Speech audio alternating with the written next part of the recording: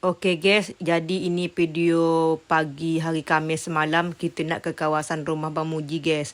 Jadi kita pakai jaket, tidak sejuk tapi ini menghindari dari debu guys. Kalau daerah kami sekarang lagi musim panas, jalan belinyang tapi berdebu guys.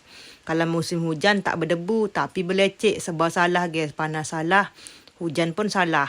Jadi lanjut ajalah kita nak pergi. Itu kayu yang suami gesek belum bisa kita apa-apakan sebab kita masih ada kerjaan kan guys. Sampailah kita ke kawasan Bang Muji. Semalam tu sudah di atap. Inilah penampakan dalam rumah Bang Muji guys, berbapak besar kan guys, sesuai keinginan penonton.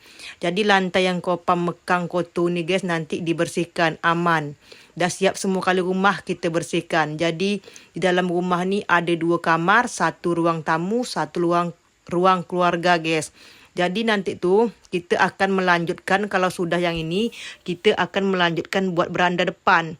Dan kalau sudah beranda depan siap, lanjut lagi kita buat dapur guys.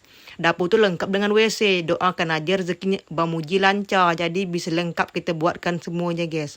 Macam mana? Cocok tak guys? Kalau menurut Aryu ni guys, ini sangat-sangat mantap dan pas untuk keluarga Bang Muji guys.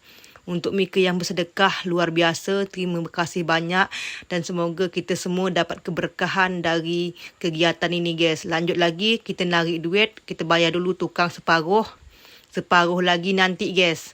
Jadi siap semua nanti barulah kita lanjut bayar lagi. Ini tukang kami catat ada berempat, nanti pandailah pak tukang ni berbagi guys.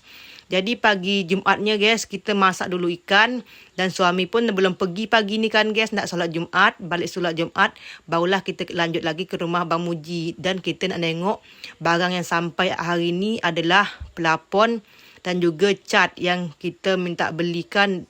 Cat tu dengan kurir yang ada di Tembilahan guys. Kalau pelapon kita minta langsung kirim dengan orang pelapon.